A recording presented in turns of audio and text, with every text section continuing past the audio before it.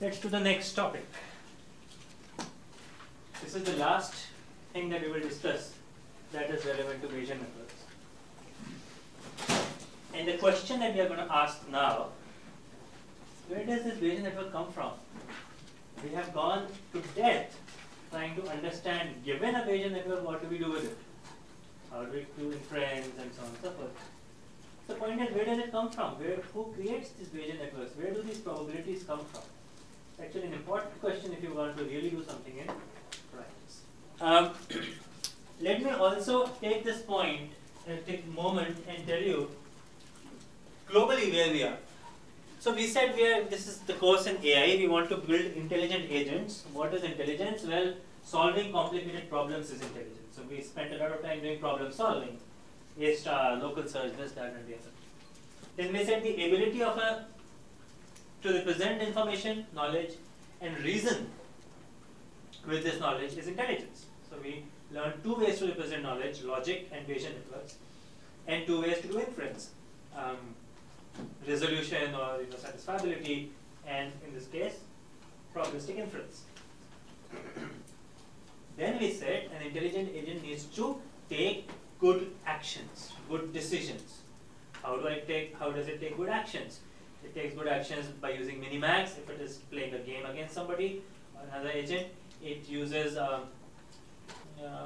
decision theory, Markov decision processes to take actions if it is in an uncertain environment. There's one other fundamental aspect of an intelligent agent that we have not touched so far, and that is its ability to learn. So you're given a knowledge base, you're making inferences. In due course of your interaction with the world, you get new information. If you continue to believe what you originally believed and do not take this new information into account and learn new things about the world, then you will not be considered intelligent, or at least as intelligent as you could be. So a fundamental property, a fundamental characteristic of an intelligent agent is its ability to learn from what it observes in the world or learn from data. And it's a huge field. In fact, this is the subset of the field in AI that has taken off and become like a huge successful entity in itself. It's called machine learning. There's a full course in machine learning. 40–50% of you have already taken it. I really encourage the other 50–60% to take it. Because if there's one thing that you would use even more than what we discussed in this whole course in your real life, that would be learning, part of it. And just to keep things separate, we are not going to focus on learning, but we will focus on aspects of learning this class and next class.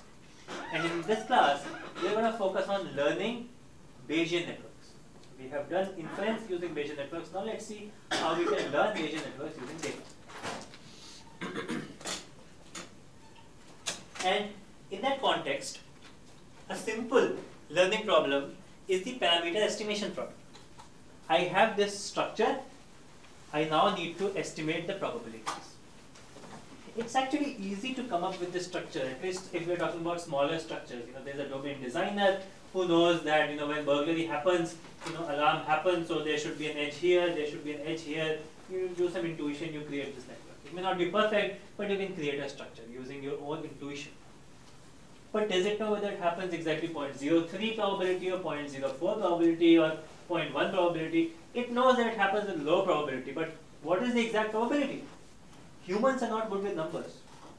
We are good with qualitative understanding of the world. In fact, we are better than AI in qualitative understanding of the world, but we are not usually better than machines when it comes to quantitative understanding of the world. So, this is our problem. We want to estimate or learn the conditional probability tables in Bayesian networks. This is the higher level picture. You have some data. Based on this data, you create a model of the world. This model is like a Bayesian network. Given this Bayesian network, you can ask questions, you can query this Bayesian network, do inference, and get probabilities. That is the inference part. So we have so far covered the model to inference part. And now we are going to cover the part where you go from data to model. And one of the basic idea that we are going to learn here is as simple as counting. Not much, but we should still do this. So we'll stick with this network.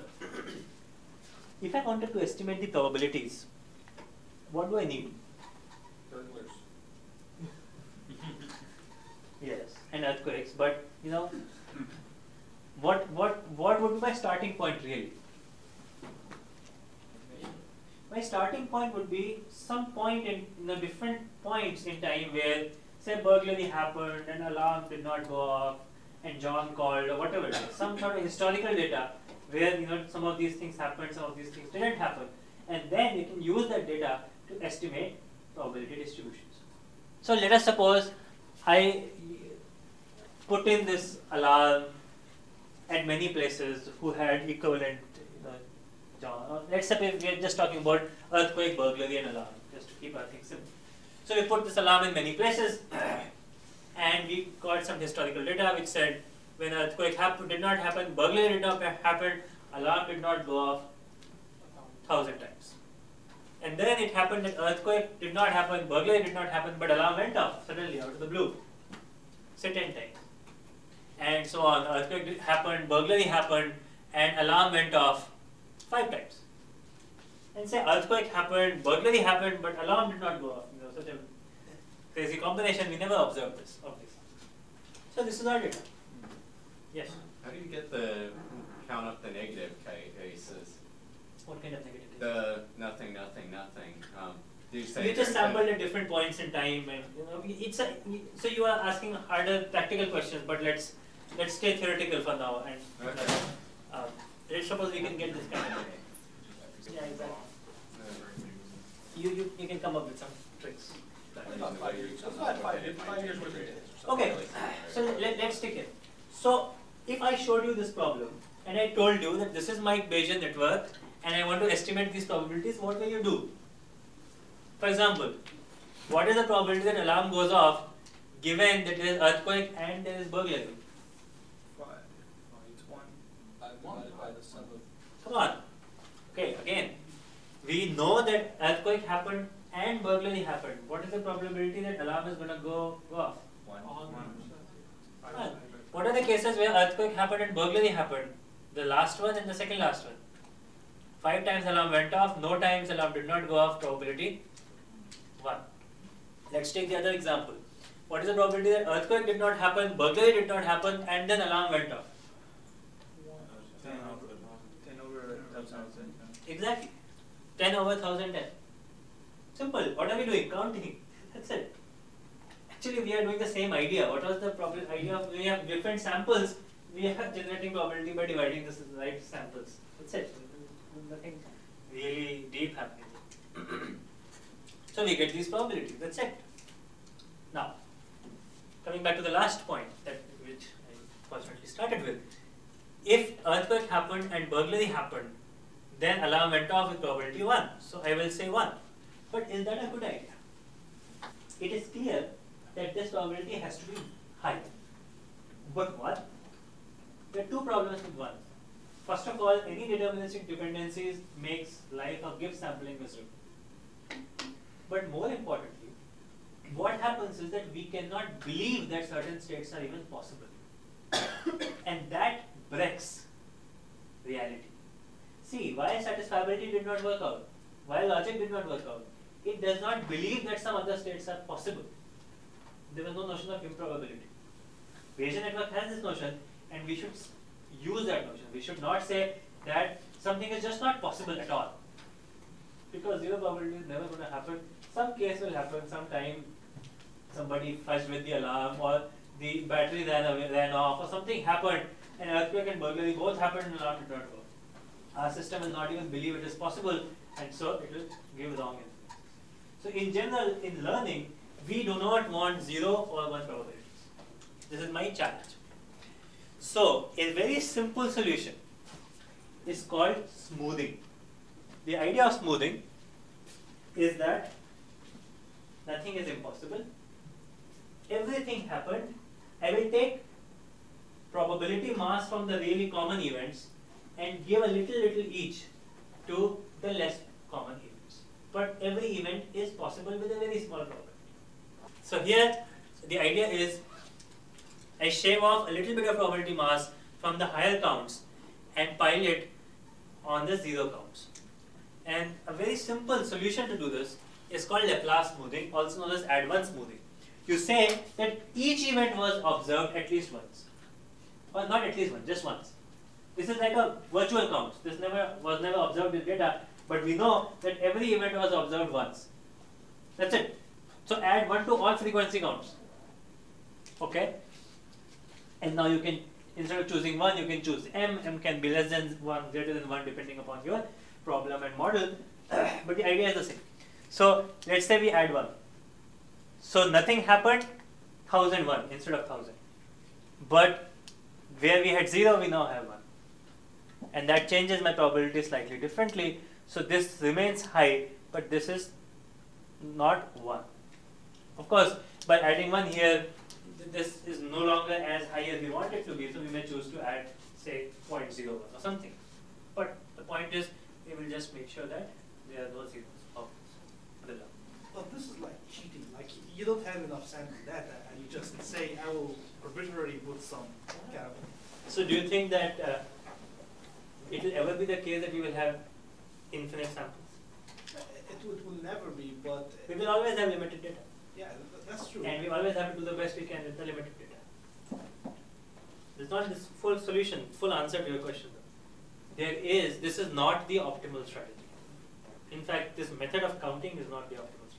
And we'll talk about it in a few slides. It seems like another alternative option would be, if you have two variables where they're sort of dependent on each other, have probably one that you could just kind of get rid of, but one of them kind of. So if you really have a deterministic dependency and you know ahead of time, it's a bad idea to model both variables. You should only model one. But the assumption here is that you don't know if there's a fully deterministic dependency. In this real world, dependencies that look deterministic are nearly deterministic maybe, but we haven't seen enough data to see the other side. But after we get the data, would it be extremely difficult then to sort of change the representation and take the two states and... In fact, what happens? You start with some Bayesian network, you estimate some probabilities, you make some inferences, you live in the real world, then you get more data. Then you say, okay, can I learn with more data? Sure, why not? You can keep estimating and keep improving your knowledge. So, this process goes on and on. People have been designing these never-ending learners, which will never die. They will be intelligent agents which will keep learning based on more and more lifelong learning. Yeah. Well, if you also have an extremely high or an extremely low probability, you can simplify your model that. That's exactly what he sort of said. Yeah. But you've got another problem, really, because you've sort of said these are the answers, and really, if you apply some descriptive stats, what you've got are some confidence intervals. Put in the header. So you said that getting these probabilities you can learn, but the structure of the network, that's intuitive. Is there? I don't see. You're learning a header. We will answer both of your questions. So give me time, one step at a time. Are you okay with estimating probabilities using this way, whether you are happy with it or not? Yes. Okay, good. I can code that okay in that. So, what I described to you has a name, better than counting. It's called maximum likelihood estimation. I will not prove to you, but what this particular method, forget smoothing, just the division, will give me this simple counting business without smoothing, is that it gives me those parameters. We will use theta to represent the parameters, the conditional probabilities. Those parameters which maximize the probability of seeing the data. So in other words, if I did a big deal of math using Bayesian network probability tables, assume that each conditional probability is some theta I, and wrote down an expression for probability of generating my data, whatever I see in the real world, given those theta. And then I took a derivative of them and set the derivative to 0. That means I'm maximizing the probability of data given theta. And then I figured out at what theta star, at what value am I maximizing this. It will come out to be exactly the same closed form expression, which is the number of terms where the value is true divided by the total number of terms that are there. Something, counting basically. So counting is the solution to maximizing probability of d given theta. Okay? You can do the math. and therefore it is also very easy to compute. Like trivial. You don't have to do anything and compute this. This is also the most popular way of doing this. Suppose I take this coin from my wallet. I tossed it, I get a heads. I tossed it again, I still get a heads. I tossed it third time, I got another heads. What is the probability that if I toss it again, I'm going to get heads? Well, you mean like based It's a coin that I got from my wallet. You mean It's a quarter. It's a quarter. 3/4 was smoothing. How many of you believe that my next try will still have probability half? Is this going to give me that? No. What are you using intuitively? The quarter. And that you have a prior knowledge that the probability is equal to half. In fact, you have at this point, in some sense intuitively, a prior knowledge that this is exactly half and can't deviate. Suppose I said that I actually tossed this 1,000 times and I still got heads. Then will some of you start to believe that my next is also going to be heads? Yes, it's a biased one. Then you might start to believe that what you did not believe in 3 tries, it's actually possibly a biased coin. And so even though initially I thought that it is not possible, maybe it's really both sides are heads or something wrong happened. So intuitively, when we compute probabilities, we learn from data, but we also have some prior knowledge about what parameters we are willing to accept easily and what parameters we are not willing to accept easily. And what I described to you, the counting approach does not incorporate that. It does not incorporate a prior on the parameters, in other words, probability of theta. Okay? Is the intuition okay? So another method to learn a model and compute the condition probabilities is called maximum a posteriori estimate. And it maximizes the probability of theta given the data. Notice here we are maximizing probability of data given the theta. But now we are maximizing probability of the theta given the data. How does that change anything? Well, let's apply Bayes rule. If you apply Bayes rule, this is proportional to probability d given theta times probability of theta. So it has the likelihood term as before, but it also has a prior term. Because it has a prior term, now if your prior was that the probability of this coin is always going to be half and nothing else, you will model it. And if you had a very high probability that it is going to be half, but you allowed all other possibilities with really low probability, what's going to happen? First try, nothing changes. Second try, nothing changes. But as you go 500 tries, 600 tries, 700 tries, slowly, you will start to see that it is not half, it is most likely 1 or close to 1. And so after 1000, you will eventually maybe get very close to the... How do you compute theta at the beginning? Sorry? How do you know what's the value of theta at the beginning? Initially, value of theta. Yeah. You don't know because you're maximizing theta. So you are going through the space of thetas and picking that theta that maximizes this tree. But from the table we had before, how the algorithm will change? Like the table with the data. Oh, so yeah. So here you will actually have to write mathematical expressions and then take the derivatives, maybe partial derivatives, and do gradient descent on top of it. So I'm not telling you the algorithm, I'm just telling you the concept. Sorry, what does theta represent? Theta is all the conditional probability values that I want to learn in this Bayesian. It's all the parameters of my model. So this returns better parameters if my data is sparse. Because suppose I did just 3 heads, normally speaking, then my maximum likelihood is going to give me really bad estimates. But if I knew that most likely the value is half, then I will get a much better parameters. However, if I got infinite data, then my maximum likelihood is also going to give me maximum a posteriori estimates. So you don't know theta, but you have some prior understanding of the probability distribution of theta. Yes, precisely. Yeah, and where does that come from? That's based on Your domain knowledge. that that I know it's a coin. That you know it's a coin and what are the characteristics of it. So yes, MAP allows user to input additional domain knowledge. It's better when data is sparse. It reduces to maximum likelihood when you have infinite data. And maximum likelihood, essentially, because it does not have the p theta term, it is doing maximum a posteriori with uniform prior. So it assumes that all parameters are equally likely intuitively. Now let us take this. Let us go one step deeper into this. and I'm going to give you the intuition of Bayesian learning. Okay. So I have given you two solutions so far. One is maximum likelihood, one is maximum a posteriori, but the end result of both these solutions is that I'm giving you one set of thetas, which represents my model. Right? So I'm going to give you some theta, which represents my model. Whether I optimize it like this or I optimize it like that, it's a different matter, but I'm going to give you one set of theta. That's it. What Bayesian learning says is that instead of giving you just one model, that is one set of thetas, it will keep all possible models in the probability distribution. So it will assign a probability distribution over all the possible models. Sounds really complicated. Let's take an example. This is a cherry-picked example.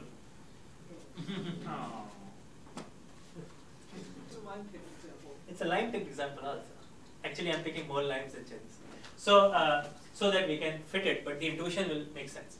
Suppose I knew that there's this manufacturer who creates these bags of candies, and they create 5 kinds of bags. Some have 100% cherry, some have 100% lime, some have 25%, 75%, and one has 50-50% split. You can't tell which one it is from the bag. But you know that manufacturers makes H3 with probability 40%, H1s with 10, and H2 with 20 each. So I have a prior probability distribution on the hypotheses. Then I observe candies drawn from this some bag, one bag, and I get lime, lime, lime, lime, lime, lime, lime. I want to ask, what kind of bag might it be? And what flavor will the next candy be? So what kind of bag it is equivalent to figuring out the thetas, or which hypothesis makes sense. Right? Now, of course, I'm not doing conditional probabilities, because probability distributions over conditional probabilities is huge. It's a continuous distribution, we'll go crazy. So that's why we have only 5 hypotheses, discrete hypotheses. But these are like 5 different models that are possible. I could be here, or here, or here, or here, or here. And now I have to figure out which model it is, right? So that is a learning problem. I saw some data, and I want to estimate what is the probability distribution over the models. That is a learning problem. And which flavor the next candy be, that's an inference problem. Once I know which model we are talking about, it's easy to say that what's the probability of generating the next candy, which is a certain kind. So what full Bayesian learning does is that it creates a random variable for the hypothesis. It's really crazy. It says that I have this random variable hypothesis. In this case, we have 5 hypotheses. And then I'm going to generate the data from this hypothesis like usual. Like I have a model and I'm generating the data. Like this is a Bayesian network and I'm generating the data. That's easy. And I have some prior probability of the hypothesis. This is the prior probability on the parameters. Right? A prior probability of the possible hypothesis, possible Bayesian networks. And now, given data, I want to estimate probability of the hypothesis given the data. That's just an inference problem. So really, learning is an inference problem. It's a very interesting observation, which will take, you may or may not understand right now.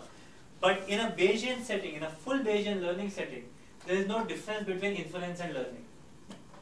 Learning is figuring out which hypothesis I am talking about, which is equal to saying, give me the probability of each hypothesis given the data. That's an inference problem. So what's the difference? There's no difference. Everything is inference. The whole world is inference. So what will happen? As I start to see green, so remember H1 was all red and H5 was all green. So all red, as soon as I see one green, has probability 0. It can't be that bad. But others will slowly go down, and this one, which is all lime, will slowly go up as I see more and more candies. So at any point in time, I can look at the full probability distribution of the possible hypotheses. One Bayesian network is H5, that has some probability. One Bayesian network is H4, that has some probability. One Bayesian network is H1, that has 0 probability. So, at any point in time, I have a full probability distribution over my hypotheses. Now, if I wanted to ask the question, what is the probability that the next candy is going to be of a certain flavor, then what do? I sum over all possible hypotheses and say what is the probability of generating that candy given my data and the hypothesis. So it becomes like another inference question. So everything is inference. And you can prove that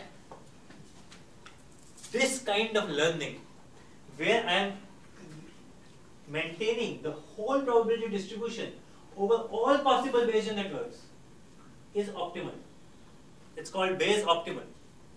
So when you're doing this and you're looking at all the possible hypotheses, the space of all hypotheses actually increase. Yeah. So basically the point is that Bayes optimal is the optimal way to do learning.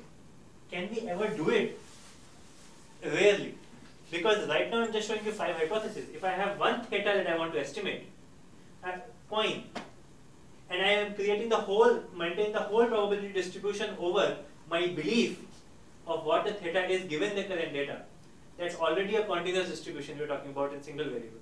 But if I have a Bayesian network where I have to estimate 10 parameters or 100 parameters which are continuous, I have to maintain this really large belief of over 100 continuous variables. It just doesn't work. Therefore, we do maximum likelihood and maximum a posteriori in practice. In practice, almost always we do maximum likelihood. Sometimes we do maximum a posteriori. Almost never we do Bayes optimal, because it is just not feasible to do Bayesian learning. But in this beautiful worldview, so statisticians hate this, but probabilistic reasoning people love this, because it's most principled. You can prove it is optimal, and so on. How do you make the graph go like this and like this? I mean, you have to do the math, but you can do the. Oh, it's just a plotting. Yeah, exactly. So in this space, inference and learning sort of come together. There is no difference. It's all inference. If you are able to maintain a distribution of all hypotheses or all Bayesian networks, you can never do it. Therefore, you approximate it by creating one model, only one set of parameters. Now, if I have to keep only one set of parameters, it has to maximize something. And so we use maximum likelihood and maximum a posteriori. Either we maximize the probability of seeing the data given the model, or probability of seeing the model given the data, but we are looking for the model that maximizes this. That's as much as I'm going to say about Bayesian learning. It's a start of a path. So hopefully you keep this with you for some time, and hopefully this will show up again. What do you mean by E theta d? So in that example, the point to note is that here we are taking an argmax. So we are maximizing some distribution and keeping only one theta in our solution.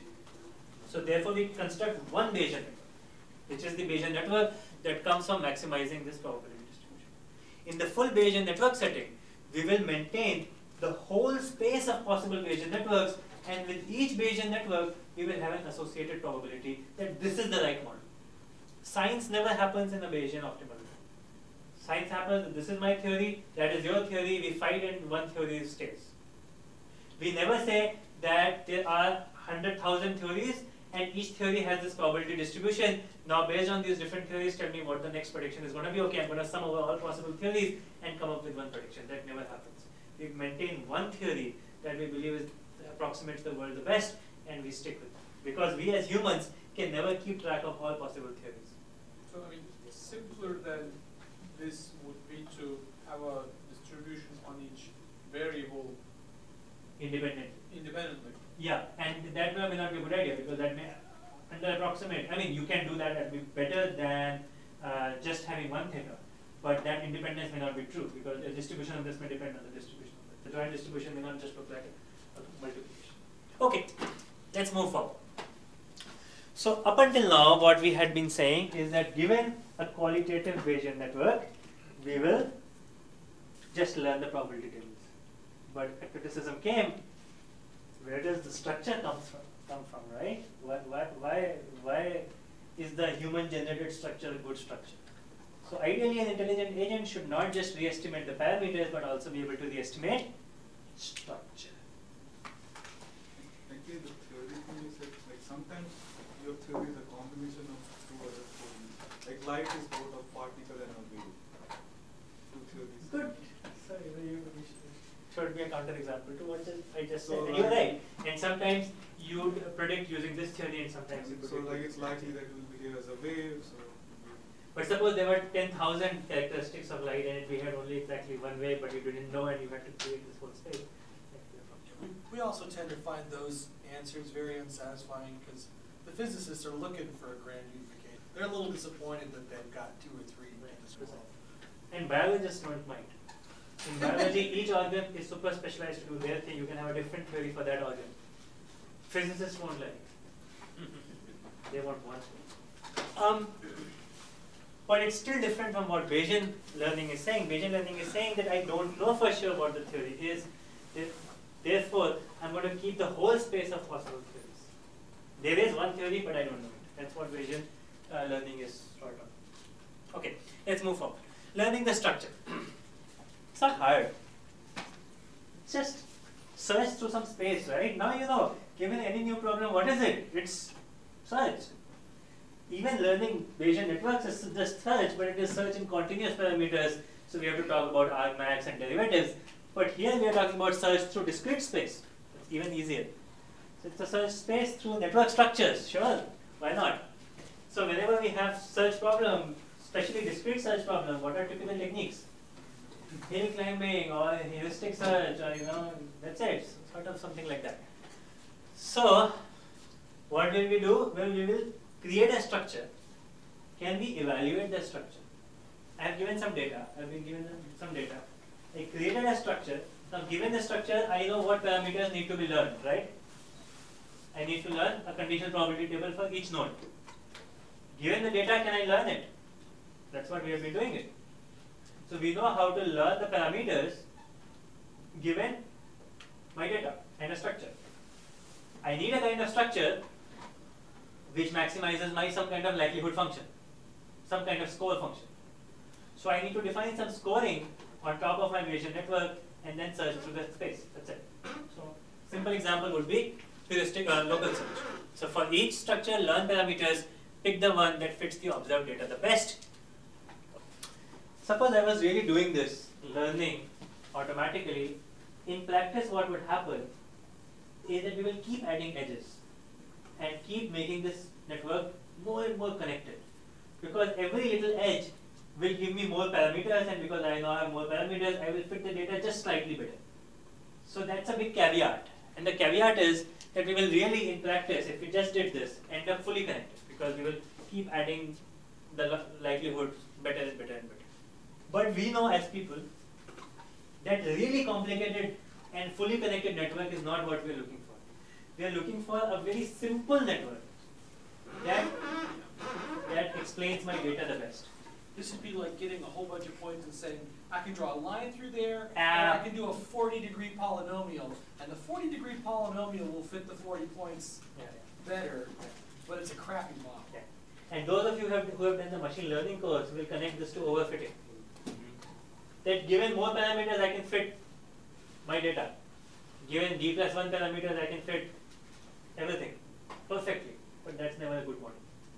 So we want that something called Occam's razor, which is equivalent to the KISS rule, right? You know the KISS rule? Keep it simple. See? So what will be Occam's razor in this case? It will be that we will have to add a penalty for model complexity. How can we define model complexity? Number of edges, number of parameters, anyways. So this is my local search. I start with a model, let's say this Bayesian network. Now I have to define a neighborhood function. Given a local search, the first thing I have to do is define a neighborhood function. What does neighborhood function do? It goes from one complete solution to another complete solution. So I have a one Bayesian network. I want to do local search, define a neighborhood function to get to another Bayesian network. I want to change the structure. What could I do? Add an edge. One more. Remove an edge. Remove an edge. One more. Change the way onto edge. No, move it reverse an edge. Reverse an edge. Precisely. That's it. I also want to make sure that there are no cycles. So that's it. So I add an edge. So I'm starting from this. I added an edge here, or I deleted this edge, or I reversed this edge. And as long as I get a valid Bayesian network, I keep doing this. and then I change the score. So I re-estimate the probability parameters. After I estimate the probability parameters, I get a likelihood function, and also I see how much more complex the model is at that penalty term, and then make a move in the direction that maximizes my objective function. Keep doing this until I stop, which will be a better fit to a Bayesian network starting from some starting point.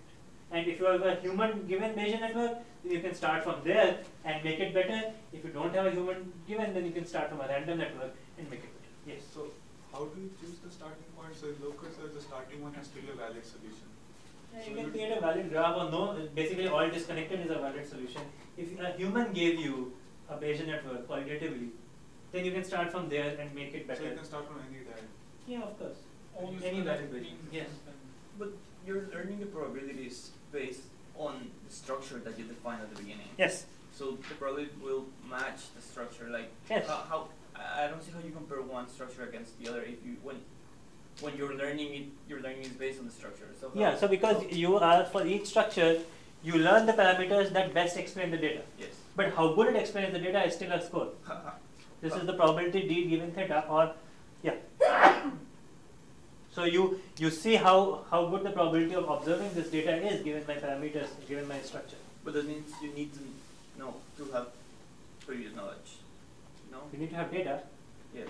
and then you can generate the theta from any of these principles, and then you see how good this theta is. It's computing the efficacy or the fit of the model, essentially. How good this model fits my data. You control the number of By forward adding a ones. penalty score, yeah. By adding a regularization term, if people remember in machine learning. So you calculate P basically, let's say it was the bottom one that you picked. You calculate P and the set of theta that maximizes P. Yeah, and you got that among theta. the neighbors is the one you pick, and you go No, not the theta that maximizes P among the neighbors. For each qualitatively different Bayesian network, you get the best parameters first, because that's the best possible Bayesian network in that structure. And then you see for each of those structures how well that best theta is explaining the data. generate a new structure by adding an edge. Say, Yes. So that's what I meant by neighbor. yeah. The neighborhood is by adding, reversing, deleting an edge. And then you get the best possible functioning of that particular structure, which is the best theta that is possible based on any of these principles. And then you say, if this was my Bayesian network, what is the probability of generating the data that I have seen? And then if that was my Bayesian network, what is the probability of generating the data that I have seen? Which one has the higher probability? Okay, this one has the higher probability. I'm going to pick this and move on. I think I still don't see how do you compute theta. Like if you're doing maximum likelihood. Yes. You compute all the probabilities based on the data. Yes. And then how do you compute theta to see how good it is? If you're using maximum likelihood, you compute all the thetas that maximizes the probability of seeing the data. How? I think I'm not Counting. No, counting gives you the probabilities, right? Exactly. So And then- that is equal to theta. That is the theta. Theta and probability is the same. Theta is just saying parameters. What are the parameters of my Bayesian network? Probabilities. Okay, but it gives you a probability based on the data. Yes. So how you can compare that? Like it's not better one than the other because Okay. one. So are you guys comfortable that I have two Bayesian networks, different structures, different parameters, but I can get the best possible parameter for this Bayesian network and best possible parameter for this Bayesian network? Yes. So far so good? So now forget everything else. I have two Bayesian networks, fully specified Bayesian networks. I want to estimate which of these is better for my data. But I think. So you got to them, you got those two based on one set of data, right? That is fine. Yeah, that's Well, you true. would get the same. How would you get two different? No, because you got a set of samples, right? You generate a set of samples. And for a given Bayesian network, there'll be a probability of generating that set of samples. I understand that. But So now you get another Bayesian network, you say, was this one more likely to generate those samples or less likely? But the probability of computing those or generating those samples is the same because you calculated that probability based on the same. set of data. Exactly. Precisely. But how well that explains the data is still different. See, you are maximizing d given theta, but what is this maximum value? Is it 0.001 or is it 0.00001? And which one is better? 0.001 is better than 0.00001. So if I have a really bad structure, the best parameters for that, the best condition probability table for that will still give me a lower probability of generating the data compared to another Bayesian network, which is a better Bayesian network that generates the data better. Can we go through a really small example, like 2 nodes and next from one to another, or okay, the other way around? let's think about this. Well, it's like the candy in the bags. Each one of them is a different model. And so you've got some set of candies that you pulled out, and you can come back and decide which one of those models you're more likely in. Except we're going to do this between different Bayesian networks generating a different set. Well, generating the same set of samples. Right, suppose there was this Bayesian network and that Bayesian network. See, we're changing the structure also, so it's the candy example is harder to pull off. But in this sense, we had these. Okay. We had a probability that. Good. we Here's an got example. that output from that. Suppose I believe that I have a Bayesian network where nothing is connected to anything else. Okay? There's no edge. Then what is each probability? It is just the prior probability that something is true in my data and something is false in my data. Yes. So far so good? Yes. That is the best probability for this Bayesian network. Now I have a Bayesian network where there are some connectivities. I compute the best probabilities for that Bayesian network. So now I have generated the probabilities based on my data. But I have one structure which is completely disconnected and one structure which has some connectivity. Which one will explain the data better? The one which will have some connectivity, because that will have the higher probability of generating these data points. But okay, how do you calculate that last? That last thing, because suppose you have a data point BEACN, then you will say, okay, it's a probability. If I have a completely disconnected one, then I'm just computing the probability of B times probability of A times probability of C times probability of A times probability of N. Here I'm computing probability of B times probability of E times probability of A given BE. Yes. So therefore, this will have a better probability distribution to generate for generating this exact sample. But how can you tell? Like, There will be a probability score. So which probability score is higher will tell me which one is generating the data with a higher probability. So is that for one sample? You have a lot of samples. You just multiply them or take log and add them. For each of your Each samples. data point. So if you have hundreds of samples, you came up with the 2 Bayesian networks and their individual thetas using that hundreds of samples, and then you go back to your 100 samples and see which one, what is the probability of getting this sample? Exactly. And then you sum them up, or you say you Multiply them. multiply. Or log likelihood, to take log and add. It's called log likelihood. Think about this. I want to spend some more time in one last concept for the day, and then we'll complete Bayesian networks for good. Modular assignment. Okay. The final issue is, what if some data is missing? That really happens in practice, you know. You have lots of data, but you never have all the values. You know, somebody forgot to take a measurement. You know, some data got corrupted. The instrument didn't work. Whatever it is. Okay. So to answer that question, the algorithm is called expectation maximization. And again, this is a beautiful concept.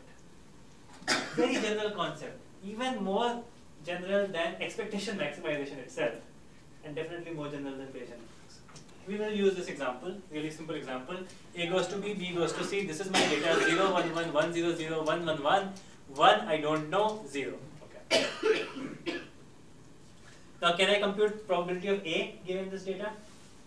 Let's suppose we are not doing any smoothing to make life easy. Probability of A is 0.75. But can we compute probability of B given A? We don't know this data point. So we can approximate it, but we really don't know whether it's a good approximation. So what do we do? This is the interesting part. Suppose we knew this value, can we compute the probabilities? We have been doing this, maximum likelihood, MAP.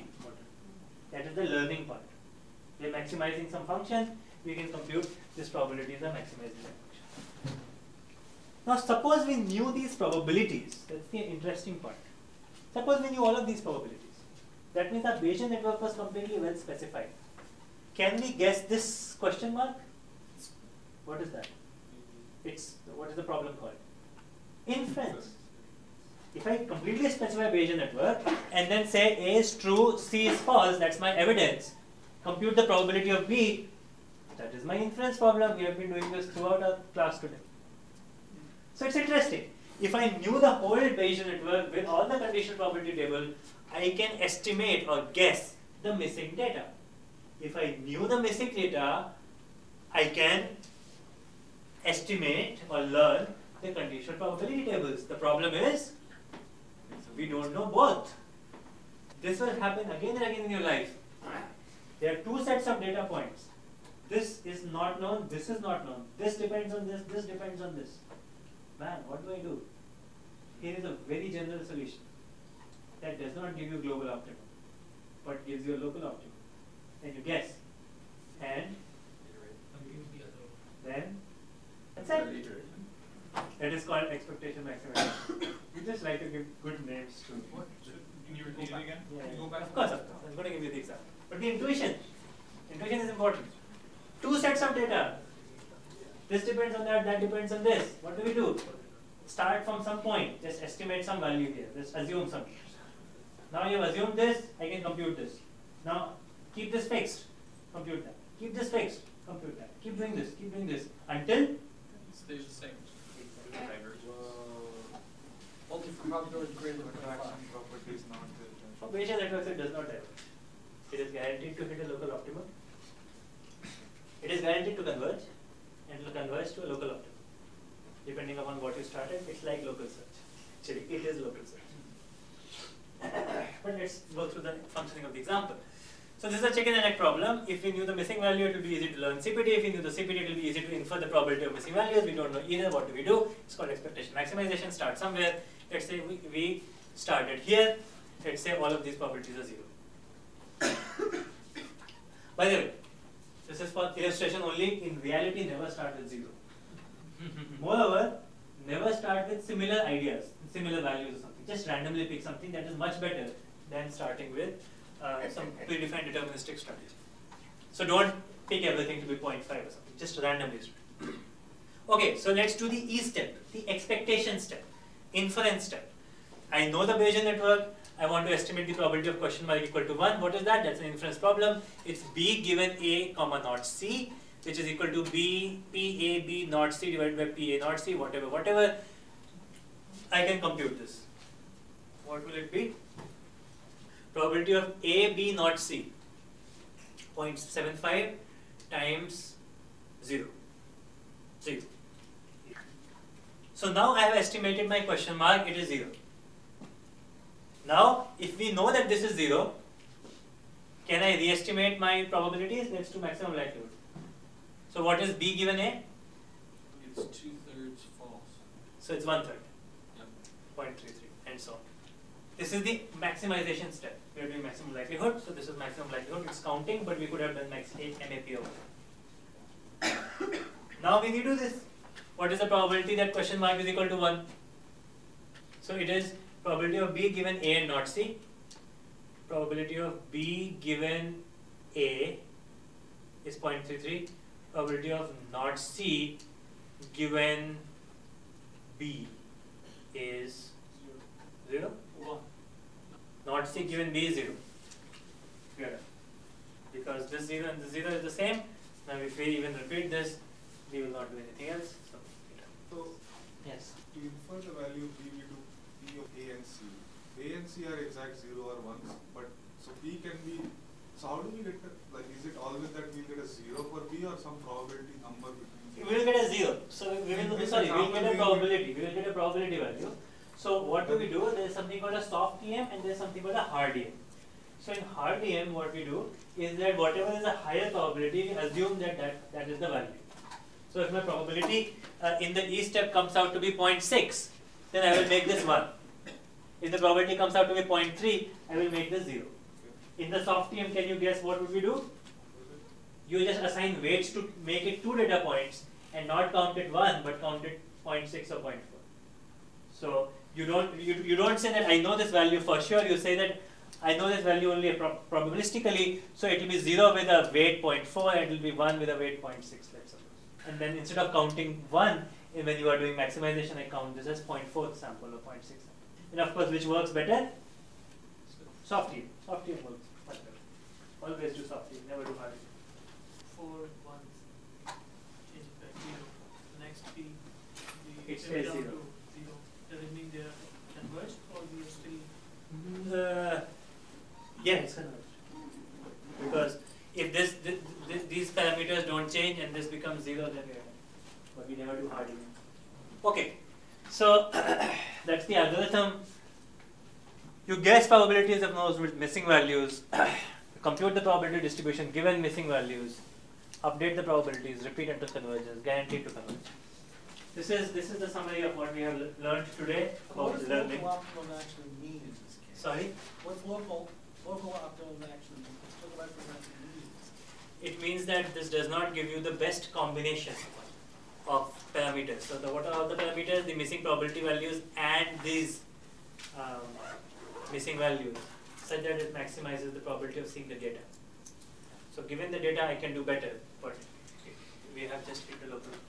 So if it is known structure, fully observable, then we need to do parameter estimation, counting, whatever. Unknown structure, fully observable, we have to do heuristic or local search on top of this. Known structure, missing values, we do expectation maximization. Missing values, but we also want to improve the structure. What do we do? Not very hard. Search to the space of the structures, then for each structure do EM. It's called structural EM, not very hard. Known structure, hidden variables. Now this is where it gets really complicated, because some variables are never observed. Never, ever. Then it becomes a tough problem. And unknown structure and hidden variables, that becomes infeasible. It just never works. So this is sort of the space that we are in. Typically in practice, if what we do, some domain designer designs a Bayesian network, some data is missing. We can, if we wanted, improve the quality of the structure by doing structural EM, but this is sort of the extent we go. In specific scenarios, there are specific scenarios where we are able to handle hidden variables, but we put a lot of assumptions on the structure itself to make that hidden variable work out. That is also done. It is done a lot in natural language processing, done a lot in vision and so on. But we are not going to get there. So this is my summary. What we discussed are really only this part. Directed graphical models called Bayesian networks. There are undirected models also, which Marius was talking, seemed to be talking about last class, where there are no directions on the edges, and it just says that there is a dependency between A and X, no direction. There's like a different semantics called Markov networks or Markov random fields. In fact, there is a way to convert from Bayesian networks to Markov networks so that the conditional probability assumptions are the same, and it's called moralization. It's a funny name because what do? You marry your parents. So in this case, who would you marry? X and C, because both of them are parents of B, so you marry this. So this set of conditional independence and this set of conditional independences are exactly the same. There are also mixed graphs called chain graphs, where you can have directed and undirected edges. Then there are special structures of Bayesian networks which we did not cover. I had hoped that I will cover hidden Markov models, but I think it's good for everybody that we don't. Sorry, just kidding. So we did the hardest part actually. We did general Bayesian networks. But there's a special kind of Bayesian network called hidden Markov model, where I observe all the gray nodes and do not observe the blue nodes. And it's a specific linear structure of this kind. Have you guys heard of hidden Markov models? Yeah. It's very common. In fact, if you did computational biology, you will learn about this. If you did a course on natural language processing, you will learn about this. It has had immense ton of applications. Is it a polytree? Are there two ways to go from any node to any node? No. If it is a polytree, then inference is polynomial. So actually, this is a class of Bayesian networks which is polynomial. It's very effective in practice. We can do 2 hours of hidden Markov models, extremely useful. And then there are like really degenerate Bayesian networks, where there is one hidden variable and lots of attributes or lots of observed variables. This is called naive Bayes. I'm sure half of you know about naive Bayes. It is a very specific kind of Bayesian network, really simple Bayesian network. It's used a lot in text mining and lots of problems. Now these are all what we call generative models. We can use this network to generate data. There are also discriminative models, which are usually undirected. So this is logistic regression. Have you heard of logistic regression? So logistic regression you will learn in machine learning course.